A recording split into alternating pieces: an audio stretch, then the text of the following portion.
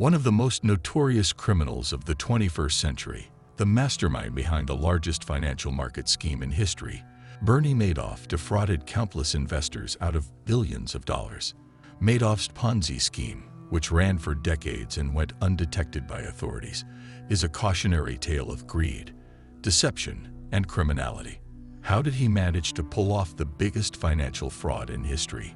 His ability to tell credible lies helped him build the $65 billion fraud that ruined tens of thousands of people's lives. His lies were devastating, even deadly. At least 2 investors committed suicide when they learned of their Madoff losses.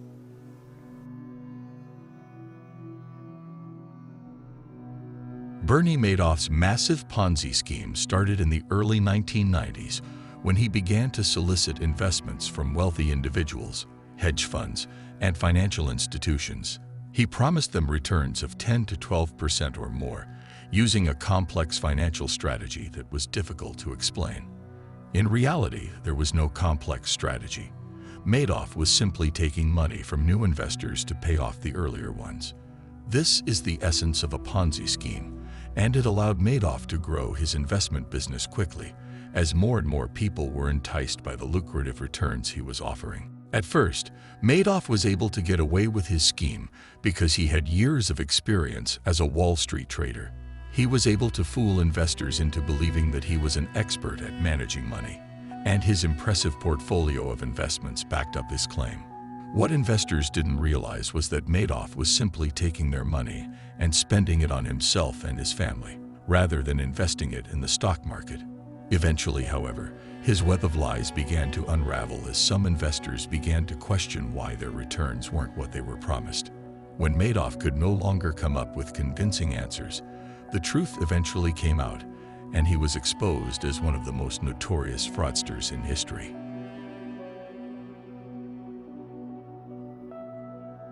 So here's how it would work. Here's Madoff, and he'd have investors, let's say 5 of them, and he was offering them between 10 and 12% a year. But he may not have actually been doing anything to generate that return. The way you pay those people their interest every year is you go to another investor who will provide money so that you pay it off. Basically, that's a Ponzi scheme. You're using new investors to pay off the returns of old investors. Well, what happens then is now he's got more investors because that one that he got the money from is now one of his investors, so he has to go and get more people. This continues to work because what tends to happen is people get a consistent return on their money, so they don't take it out after they get their 12 or 15%. They put it back in. They keep on going. Bernie Madoff's Ponzi scheme was one of the largest financial scams in history. It was a sophisticated form of fraud which promised investors incredible returns and managed to fool many people. The scheme itself was quite simple. Madoff would solicit investments from new clients, promising them returns of between 10% to 12% or more. He would then use those funds to pay out returns to existing clients, making them believe that their investments had grown exponentially. In other words, Madoff was robbing Peter to pay Paul. At first, Madoff was able to pay out these impressive returns by taking a percentage of money from new investors. But eventually, as his Ponzi scheme grew, he could no longer sustain this level of return. To make up the difference, Madoff started to use funds from new investors to pay the promised returns to existing investors. To further complicate matters, Madoff would often borrow money from banks and use it to fund his Ponzi scheme. This allowed him to keep paying out the promised returns for much longer than he otherwise would have been able to. He also created a complex network of offshore accounts and companies to hide his activities and evade taxes. Ultimately, Bernie Madoff was able to use his Ponzi scheme to swindle billions of dollars from unsuspecting victims over a period of several decades. His ability to deceive investors and stay one step ahead of the authorities is what made his scam so successful and lucrative.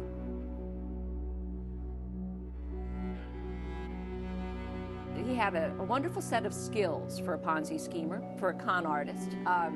He was, unlike most Ponzi schemers that I've covered, not charismatic, not charming, not a bon vivant. He was never the most charming person in the room.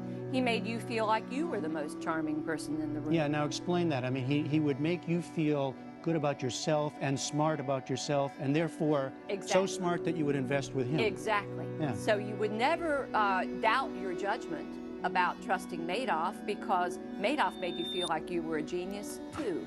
So when I interviewed him in prison in August of 2010, I have to admit, he made me feel like I was the most interesting, intelligent reporter he'd ever met in his life. He had that magic. It really is amazing. He also had another gift that I think got under people's defenses, and that was he made you feel safe. And as markets got scarier, more volatile, more turbulent, more complex, all these derivatives and all these fancy products, Madoff made it simple for you, and he made you feel safe. So unlike the typical Ponzi scheme that tended to exploit people's greed, Madoff exploited people's fears. He made you feel like he could keep you safe in this increasingly frightening market, and that drew an awful lot of conservative investors to him, thinking that they were giving up high-flying returns to get the safety and consistency that Madoff gave them. Bernie Madoff's massive Ponzi scheme was kept afloat for years thanks to a few key factors that enabled him to avoid detection. For starters, Madoff was an expert in exploiting loopholes and avoiding regulation. He kept many of his accounts offshore, which made it difficult for regulators to scrutinize the details of his transactions. Additionally, Madoff had a well-developed network of powerful and influential contacts, including bankers, hedge fund managers, and other financial professionals. These contacts helped him cover up his fraudulent activities, while also providing him with access to more victims. Furthermore, Madoff used a sophisticated system of accounting that allowed him to hide his tracks. He used several different sets of books, with one set being used to track his legitimate investments, and another set being used to record the money he was siphoning off from his investors. Additionally, Madoff spread his money across several accounts in an effort to make it more difficult to trace where the money went.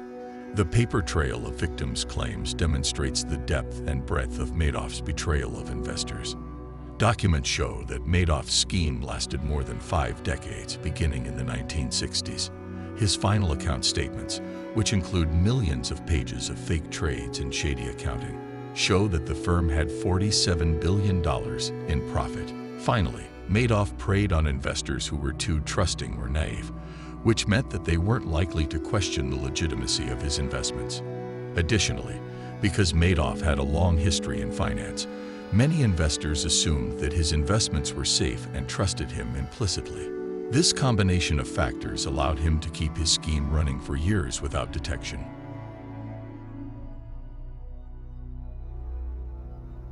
The SEC had been investigating Madoff and his securities firm on and off since 1992, which frustrated many after he was finally prosecuted because it was felt that the most damage could have been avoided if the initial investigations had been thorough enough. My 9-year-long investigation into the Madoff Ponzi scheme. I look forward to explaining to Congress today and the SEC's Inspector General tomorrow what I saw, when I saw it, and what my dealings with the SEC were that led me to this case being repeatedly ignored over an 8.5-year period between May 2000 and December 2008. And I will do my best to inform you, the victims, about my repeated and detailed warnings to the SEC. You, above all others, deserve to know the truth about this agency's failings, and I will do my best to explain them to you today. My team and I tried our best to get the SEC to investigate and shut down the Madoff Ponzi scheme with repeated, incredible warnings to the SEC that started in May 2000 when the Madoff Ponzi scheme was only a $3 to $7 billion fraud. We knew then that we had provided enough red flags and mathematical proofs to the SEC for them where they should have been able to shut him down right then and there at under $7 billion. But, unfortunately, the SEC staff lacks the financial expertise and is incapable of understanding the complex financial instruments being traded in the 21st century. In October 2001, when Madoff was still in the $12 to $20 billion range, again, we felt confident that we had provided even more evidence to the SEC such that he should have been stopped at well under $20 billion. And again, in November 2005, when Mr. Madoff was at $30 billion, 29 red flags were handed to the SEC, and yet again, they failed to properly investigate and shut down Mr. Madoff's operation. Unfortunately, as they didn't respond to my written submissions in 2000, 2001, 2005, 2007, and 2008, here we are today. A fraud that should have been stopped at under $7 billion in 2000 has now grown to $50 billion. One of the first whistleblowers was financial analyst Harry Markopolos. He calculated in an afternoon in 1999 that Madoff had to be lying. In May 2000, he filed his first SEC complaint against Madoff, but the regulator ignored him. Markopolos wrote to the Securities and Exchange Commission in 2005. Madoff Securities is the largest Ponzi scheme in the world. Because there is no SEC reward payment due to the whistleblower in this case, I'm basically turning this case in because it's the right thing to do. Using his mosaic theory, Markopolos discovered several irregularities. Madoff's firm claimed to be profitable even when the S&P was declining, which made no mathematical sense given what Madoff claimed to be investing in. According to Markopolos, the biggest red flag was that Madoff Securities was earning undisclosed commissions instead of the standard hedge fund fee. The investors who pony up the money don't know that Bernie Madoff is managing their money. Markopolos also discovered Madoff was seeking large loans from European banks, which seemed unnecessary if Madoff's returns were as high as he claimed. It was not until 2005, shortly after Madoff nearly went bankrupt due to a wave of redemptions, that the regulator asked Madoff for documentation on his trading accounts. He compiled a 6-page list. The SEC drafted letters to 2 of the firms listed but did not send them, and that was the end of it. The lie was simply too big for the agency's limited imagination. In 2008, the SEC was excoriated for its slow response to the revelation of Madoff's fraud. What the heck went on? Your mission, you said, was to protect investors and detect fraud quickly. How'd that work out? What went wrong? It seems to me a private, with all of your investigators and all of your agency and everything that you all described, one guy with a few friends and helpers discovered this thing nearly a decade ago, led you to this pile of dung that is Bernie Madoff, and stuck your nose in it, and you couldn't figure it out. Bernard L. Madoff Investment Securities LLC reported year-to-date returns of 5.6% in November 2008, while the S&P 500 dropped 39%. Madoff became unable to keep up with a flood of client redemption requests as the selling continued. According to the account he gave Fishman, Madoff confessed to his sons, Mark and Andy, who worked at their father's firm, on December 10. The afternoon I told them everything. They immediately left. They went to a lawyer. The lawyer said, "You have to turn your father in." They went, did that, and I never saw them again. On December 11, 2008, Bernie Madoff was arrested. Madoff insisted he acted alone, despite the fact that several of his colleagues were imprisoned. Mark Madoff, his elder son, committed suicide exactly 2 years after his father's fraud was exposed. Several of Madoff's investors committed suicide as well. Andy Madoff died of cancer in 2014 at the age of 48. In 2009, Madoff pleaded guilty to 11 federal felony counts in 2009, including securities fraud, wire fraud, mail fraud, perjury, and money laundering. He was sentenced to 150 years in prison and ordered to forfeit $170 billion. The U.S. Marshals auctioned off his 3 homes and 4 boats. On February 5, 2020, Madoff's lawyers requested that he be released from prison early, claiming that he had a terminal kidney disease that would kill him within 18 months. Bernie Madoff, prisoner number 61,727-054, remained at the Butner Federal Correctional Institution in North Carolina until he died on April 14, 2021. This is the story of the Wall Street monster who ran a $64.8 billion Ponzi scheme. Click the video in the end screen to see the crypto golden boy who built his cryptocurrency exchange into a $32 billion giant scheme in just 2 years.